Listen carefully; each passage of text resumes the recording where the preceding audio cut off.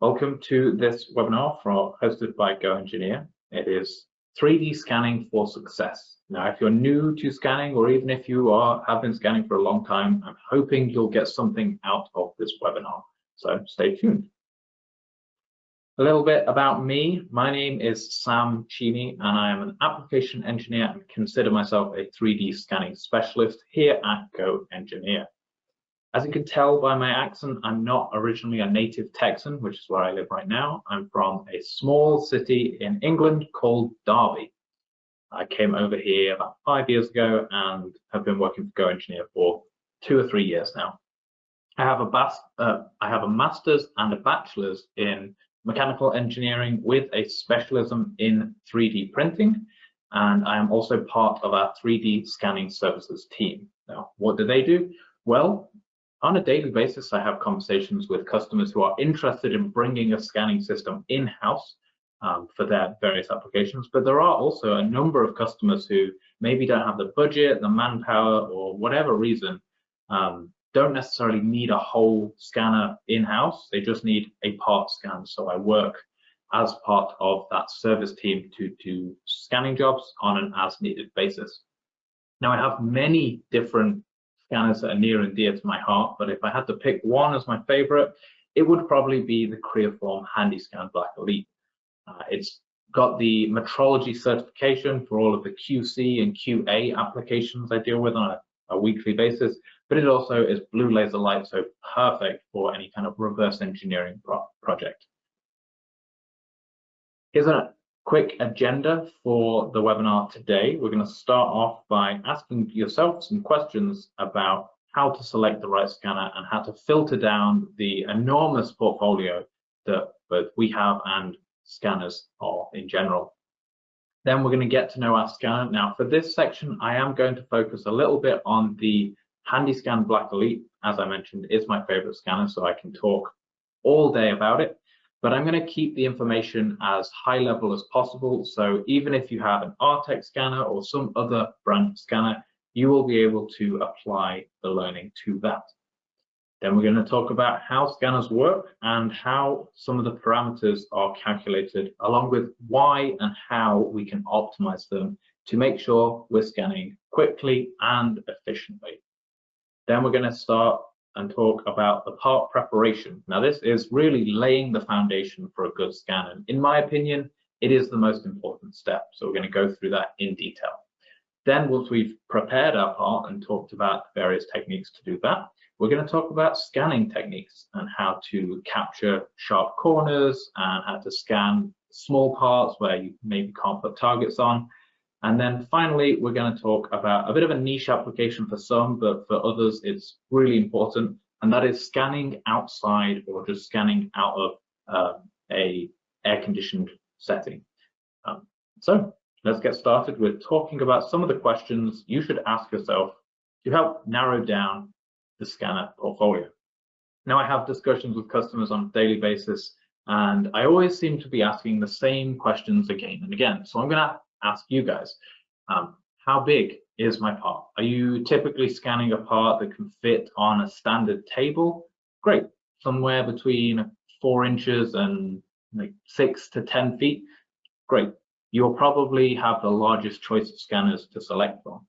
However, if you are scanning parts that are very small, think jewelry or small circuit boards, well, you might need a scanner that is dedicated to small parts. Likewise, on the other end of that spectrum, maybe you're in architecture and you need to scan a whole room. Well, a handheld scanner might not be the best bet for that because it would be very slow and inefficient. So consider the size of the average part that you will be planning to scan and then use that to narrow down the selection of scanners.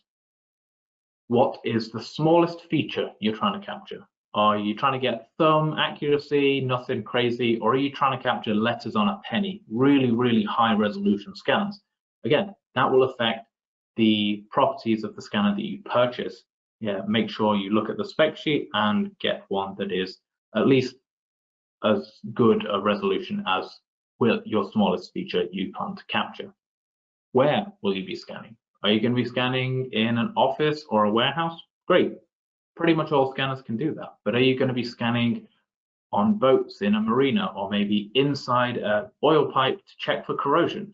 These are a little bit more extreme applications, and having a scanner that's tied with wires and a laptop and things like that just might not be able to cut it in those more extreme environments. What will you be using the scan data for? This should be an easy one, but as more and more people find scanning and use scanners, more and more applications are popping up. Typically, customers fall into a few categories. They could be standard reverse engineering, taking existing parts and creating the CAD for them, or quality inspection, actually scanning a part, comparing it to CAD and creating an inspection report. Well, if you are doing the metrology side of scanning, you will need a metrology specific scanner, one that will have the point accuracy and resolution to capture all of those small features that you're trying to measure. You could potentially be using VR or AR applications, so you just need a quick scan to bring it into that space. And you probably don't need any expensive reverse engineering software or anything like that. So it all depends on your application, and that will help determine the technology that you will need. And the last question I always ask is, do you need color? Emphasis on the need. As you can see with these two images here of the duck and the Pringles, having a color scan looks awesome, and I absolutely love how the color scans come out. They pair very well if you have a PolyJet printer as well, because you can just scan the part, capture the full color, and then send it to the printer, which can print in full color as well, so you have a perfect replication of what you've scanned. However, color scanners typically use white light technology, which are great for capturing color. However, they struggle on very dark surfaces or shiny surfaces, so you have to do additional part preparation before you scan, and that can take time. So if you don't need color and it's not a completely deal breaker for you, I would suggest going with something like a laser scanner, where they can pick up those more difficult surfaces much easier. However, it does come at the trade-off of you don't capture the color of the part. Now, you've probably got some answers all over the place for these questions. You should try and narrow it down to 70% of the applications that this potential scanner purchase can meet. No scanner can do it all, and as long as you're aware of that, you could always outsource the 10-15% of applications. Maybe it's just once a year you need to scan something really big, so you could always outsource that as a service, or use it as justification to bring a second system in-house should the need be worth the cost. Now, here is our portfolio of 3D scanners, and this isn't even the full list. I actually passed it down just to make it a little bit more digestible. But as you can see, we represent 3 main brands of scanner. The top row, we have Peel 3D, which is a spin-off company from Creoform, which is the rest of the top row. They make awesome metrology equipment, typically blue laser or white light, but they do also have a red laser there as well. The Peel systems, are designed to be perfect for those who have light reverse engineering applications, or maybe just part preservation, and are budget conscious. So you can get involved in scanning for a little bit less than $10,000. Now, moving along that list on the top row, we have the Spark, which is a white light system again, really good at capturing color. We have the HandyScan range as well, which is the 307 through to the HandyScan Black Elite. These are great scanners. They don't capture color, but they do use lasers. So again, makes difficult surfaces a little bit easier to capture. The HandyScan Black Elite is a metrology grade scanner, so it's great for any QC or QA applications. And with all the scanners I've talked about so far, you're roughly looking in terms of part size of maybe 3 to 4 inches, all the way up to 10 to 13 feet in size. The MetraScan, which is the one on the end, is a large part metrology scanner, so you can scan parts up to 20 feet. So if you plan on scanning whole vehicles, the MetraScan is a really good suggestion. On the bottom row, we have Artec 3D, which is another scanner manufacturer. These are some more broad scanners for different kinds of application. The EVA is a great handheld scanner similar to the GoScan Spark, where it uses white light. And the Leo is, again, similar to the EVO, uses white light, but this one is really unique in that it is a completely wireless scanner. So at the bottom there, we have a battery pack, and in the top of the scanner, we have a computer and a screen that we can interact with and see what we're scanning in real time. So if you are scanning anywhere that's struggling without power, or maybe in or on an oil rig, the Leo is really, really helpful for those applications because you are completely unplugged and you don't need to worry about bringing a laptop with you as well. The Micro is, I'm sure you can guess it, for small parts under around 3 to 4 inches. You can scan below that. It has very high resolution, so if you're in jewelry or you're looking for something that is specifically aimed at scanning very small parts in high resolution, the Micro is great for that. And then finally, there is the Artec Ray 2. Now, this is a new scanner for this year, and it is specifically designed for very large parts. So the MetroScan can scan up to 20 feet. The Ray 2 can scan much larger than that. Think scanning whole buildings and architectural type situations.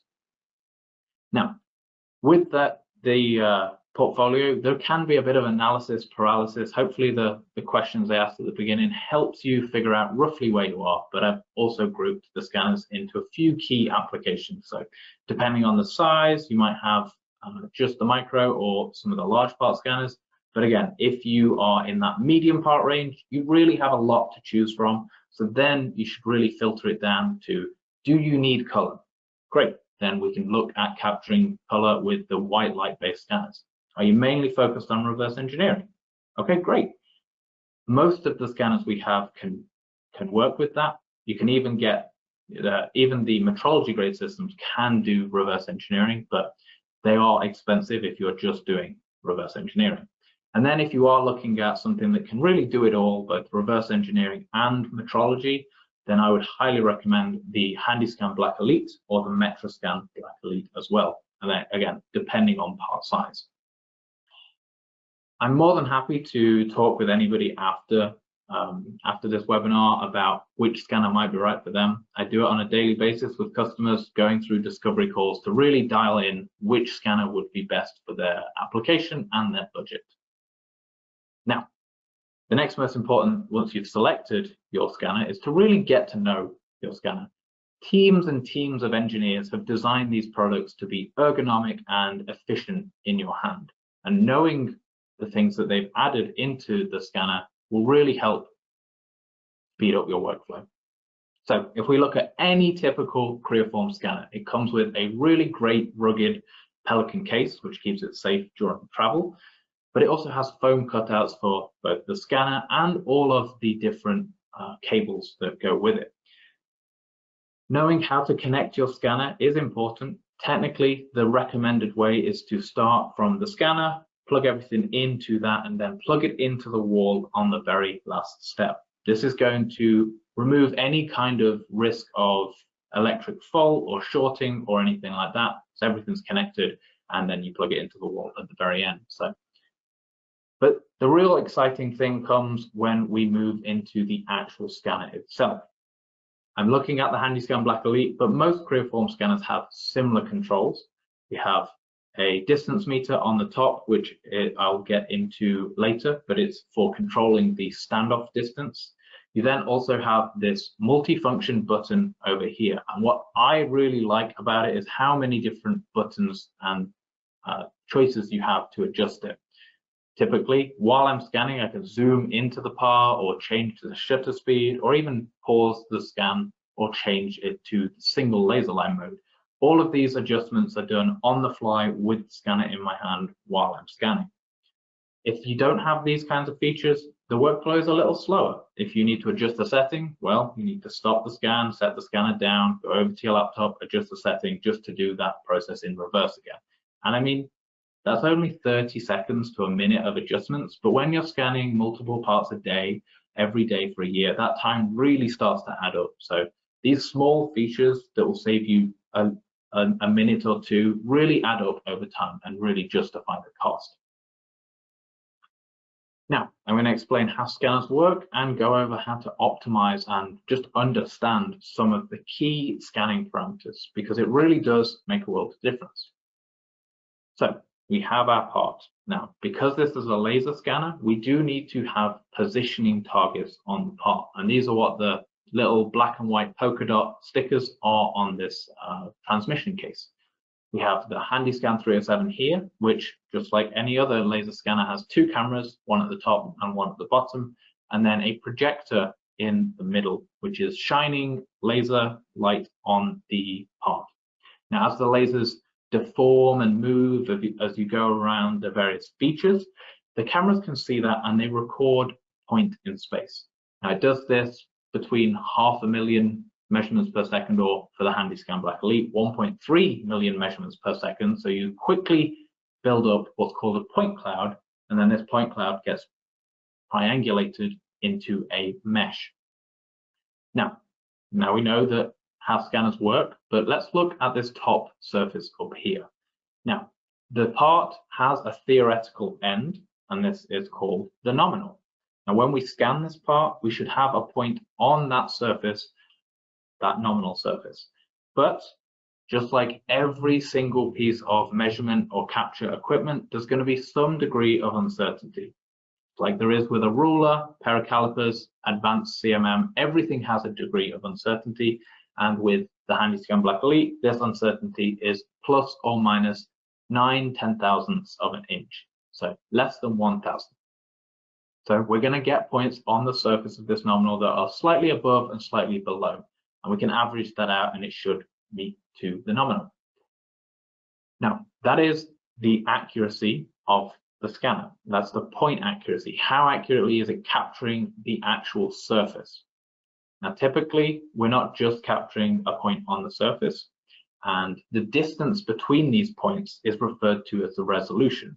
Think of it like a TV screen. Are we needing to scan a part in 4K, where we capture every little feature, or are we happy to scan it in 1080p, where maybe sharp radiuses might be a little bit rounded, or some small features may not come in? Again, you need to look at your part, figure out what the smallest feature you're trying to measure is, and then set the resolution to half that or a third of that to really capture it properly.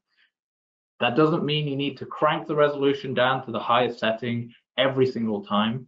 Really, all that's going to do is slow you down, because you're going to have a higher or smaller spacing between those points. So you're going to have a very high point count or triangle count, which will eventually cause computer lag and slowness when you're doing any kind of post-processing after the scan. So that's the resolution. Now, as I mentioned, we're not typically just looking at a point on the surface, especially in metrology applications. We're trying to take a point-to-point measurement. So we have two nominals, one at the top, one at the bottom, and in CAD or on the part, the theoretical perfect measurement is 24.0 inches. Now, because each point that we've captured has a degree of uncertainty, these uncertainties stack up and create a formula that's basically called volumetric accuracy. Now, depending on the distance of the measurement you've taken, in this case is 24 inches, we will have a degree of uncertainty that is unit based. So if we're taking a 1 inch or a 1 foot measurement, we're probably going to stay within a 1 or 2,000th of an inch volumetric accuracy. But if we have a 10-foot measurement, then we're probably in more 10 to 20 thou accuracy range. So as long as you're aware of that and you specify or you purchase a scanner that's going to meet the needs of the tolerance ranges that you're looking at, you can still get really accurate measurements. It should also go without saying, if you have a piece of equipment, you should calibrate it to make sure it is going to maintain those volumetric accuracies or point accuracies over time. Typically, for me, when I'm scanning, I calibrate once every time I'm doing a big project, or if I'm just kind of doing everyday scanning, once every week or 2 weeks. The process is very, very simple, so it really doesn't take a long time to do, and if you just get it into a routine, great. You should also calibrate every time you've traveled with the scanner. So if you've got on a plane and gone somewhere with it, you should definitely calibrate before, as the turbulence or anything like that might knock it out of calibration. Now, while you are calibrating, don't do it outside, as the sunlight can overexpose the scanner and you can get a poor reading or the calibration could fail. Also, while you're calibrating, don't leave anything shiny around the calibration plate while you're scanning, because that could cause some kind of issue as well. And then finally, don't leave any targets around next to the calibration plate. This will also cause some problems. Now, to show you how quick and simple the calibration process is, here's a video. You scan the barcode that's on that calibration plate, and then there's a basically like a holographic floating scanner to guide you where the scanner needs to be. So you move it to that area, and then there's a cross hatch on the, or like a cross in the middle, where you try and match the diameter of the circle to it. So it's a very easy guided process, and it's done in less than a couple of minutes. Now, that was just to calibrate. You can also configure some other settings that will need to be adjusted based on the part surface or the part color. Shutter speed is one of them. So shutter speed is how often the camera lens opens and closes. It's basically the length of time where it takes that snap.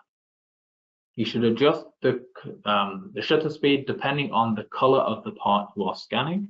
And there are ways to, if you have maybe a part that's very dark but also has some shiny or light areas on, you can do that HDR mode, which allows you to use 2 different shutter speeds at the same time to capture all of the surface optimally. For most parts, they're just a single color, so you can just either leave it to automatically set the shutter speed, or you can adjust it manually using this menu. Now, why do we adjust the shutter speed? What is so important about it? Well, if we're at the optimal range, where it's that yellow image in the middle, we are going to be picking up the surface very quickly and easily. We're not going to have too much noise or anything like that. If the shutter speed is too low, basically we're scanning a dark part and we're not leaving the cameras open for long enough, we're not going to be able to record a measurement, or if we are, it's going to be very slow and we're not going to get very many measurements. So it's going to be under-saturated, and we really need to adjust it to increase the speed of actual scanning. Now, on the flip side, if we scan it with a very long shutter speed, so the camera stay open for a long time, that can also cause some problems. Now, what do those problems look like? Well, typically it's noise on the scan. So you'll have bumpy surfaces or some floating data that's just been recorded off in space, just erroneous data that you need to clean up after you're finished. That's just going to add more time to the post-process step. So if you can optimize it before you've even done a scan, you're going to save yourself a lot of time on the back end.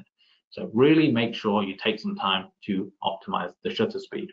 And I should also say, you should be optimizing the shutter speed at the correct standoff distance. What is standoff distance, you ask? Well, let me tell you about it. So the 2 cameras can see roughly the same image at any one time, but the standoff distance is basically how far those 2 cameras need to be away from the part for it to be able to see a given area. Now, for most of the handheld creoform scanners, that standoff distance is about 12 inches, but if you have a different scanner, you should verify the standoff distance in the technical data sheet for your scanner. And from 1 foot away, we can roughly see 1 foot cubed in area. So we can basically, that's how long or how wide our paintbrush is while we're painting the part with the scanner.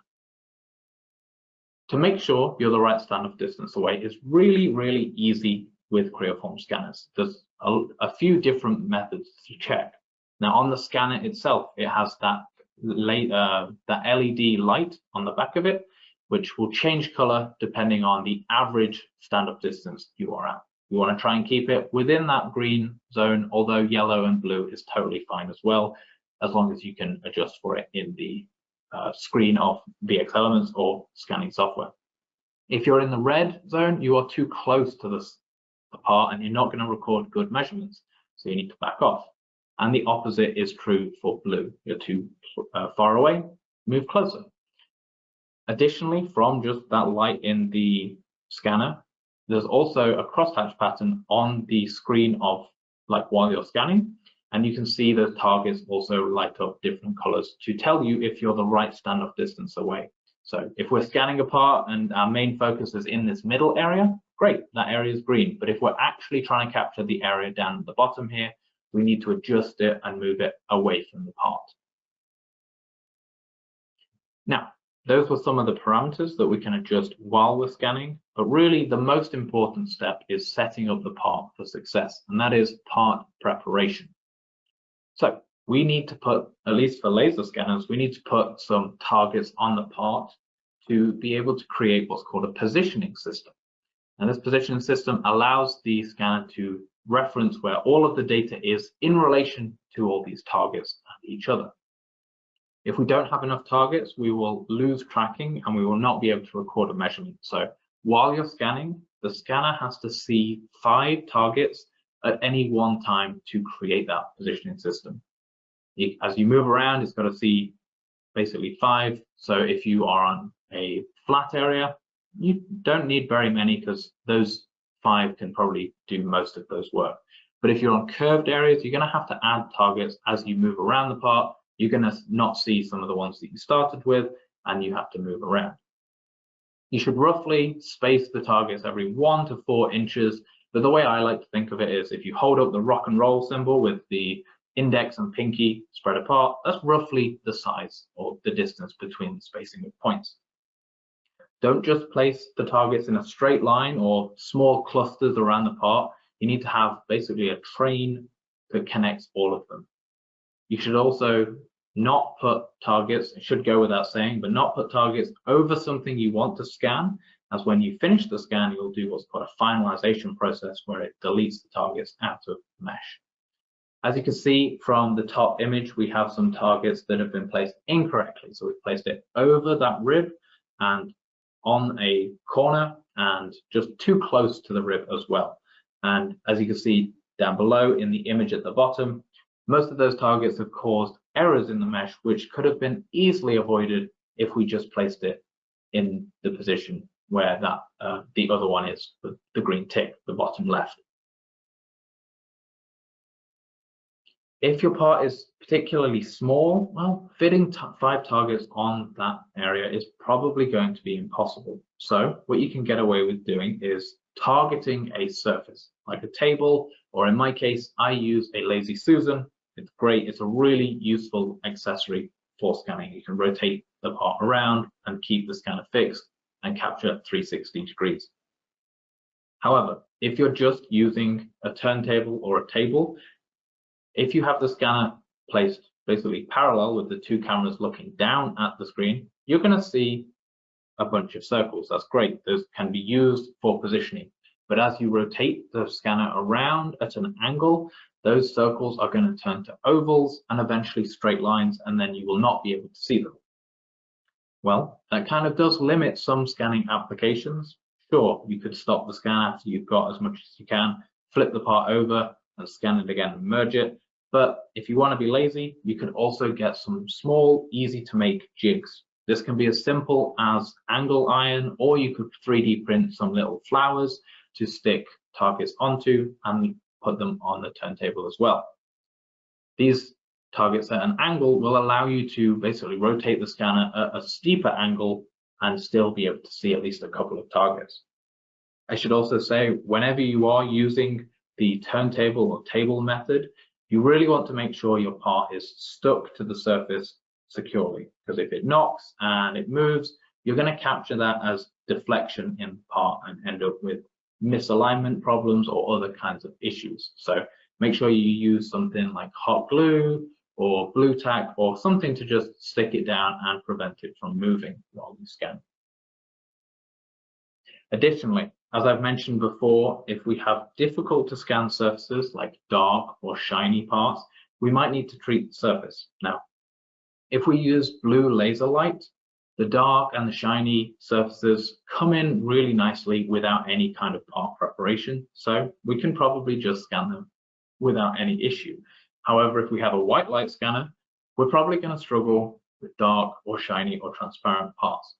With transparent parts, they do cause problems for any kind of scanner, because if you can't see it, well, you can't scan it. The laser and the white light will just go straight through and you won't record good measurements. As you can see here on the two images, I scanned a whiskey glass with surface treatment and without, and you can see without any surface treatment, we did capture some, which is actually pretty impressive considering, but it's a whole heap of erroneous data and just mess, and really we're not going to do anything good with that part. But we can also spray the part with some kind of sublimating spray. Now, if you want to be fancy, like we are at GoEngineer, we use A-sub scanning spray. We don't sell it, so I'm not trying to sell you on it. I'm just telling you it works excellently. You spray it on your part and it coats the surface with a very thin film of powder, so it's not really accounted for in the actual scanner itself. And then you can capture the surface perfectly, even if it was previously transparent. Now, after an hour or two, depending on the strength of spray you get, that powder will just evaporate into the air and you will not have any trace left behind. Now, if you want to be cheaper, you can use masking tape or something like mold release powder, which you will have to have that additional step of washing or cleaning that powder off your part. So it all depends on the workflow, how often you're scanning difficult surfaces. Just know that there are ways to treat the surface to scan anything that you can think of. Now, on to some scanning techniques. Now that we understand how to set up a part for success, and we've gone through some of those parameters. When you're scanning, this is one of the most important tips and tricks I can offer you. The best way and the most effective way to scan a large area is to start from the middle and work our way out, and then go around the part, just like you can see in this animation. We call it the spiderweb technique. Now, by starting in the middle, the scanner is going to turn on, it's going to see 5 targets in that center, and then we work our way out. As it sees more targets, it will add them into the positioning model as it's collecting data, but then we come back to the center, so we link those targets that we've already captured back to some of the targets in the middle. And then as we go out again, we add more targets to the position model and come back to a known location in the middle. We do this all the way around the part, and this is really going to give us a very sturdy and reliable position model of how we've captured the targets.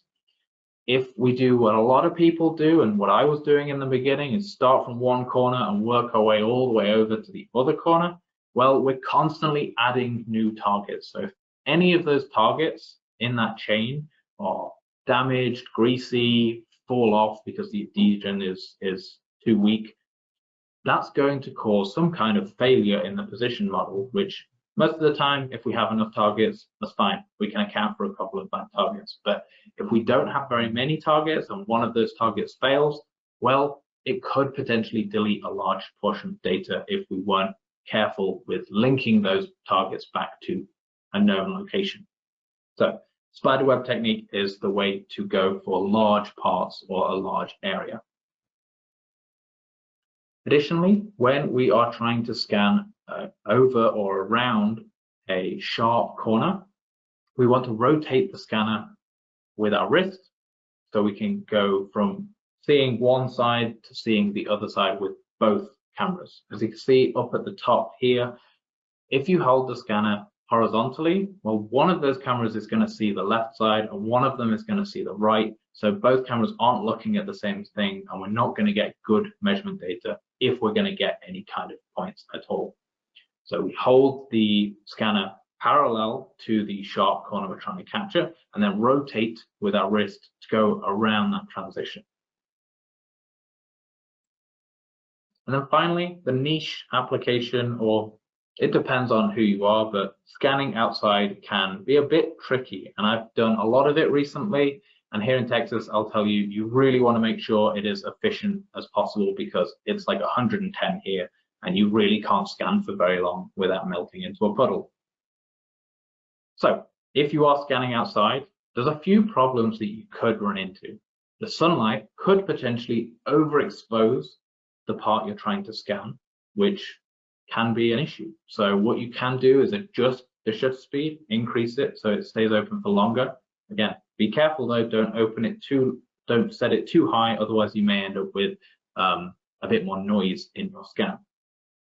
The simplest way to really combat the sun while you're scanning is to utilize shade or umbrellas or some kind of pop-up tent, just to create a little bit of a barrier between you and the direct sunlight. Additionally, at least if you're here in Texas, if you're scanning metal in the morning and then you scan it in the afternoon, it can expand because the temperature changes. So to account for that, try and scan all in one setting, just so you have the same kind of temperature throughout. If you scanned in the morning and then scanned in the afternoon when it's much hotter, you may end up getting some kind of misalignment problems because your part has physically changed. Typically, it's not really too much of an issue, but again, something to be mindful of. And then finally, if you are scanning with some of the scanners that we have, like the Creaform HandyScan Black Elite, that does require access to power at all times. Well, if you're out scanning a roadway, which I was doing in this case, or if you're out scanning something else in the field, you might not have access to power. Now, you can get pretty inventive with a really long extension cable from the nearest house, but what I've found to be the cleanest and nicest setup is to utilize a power bank. Now, you can get one from Creaform, which is a verified accessory, and you can fit it in a backpack. It gives you a couple of hours of scanning. But if you're doing a long scan, then I have opted for a camping battery backup.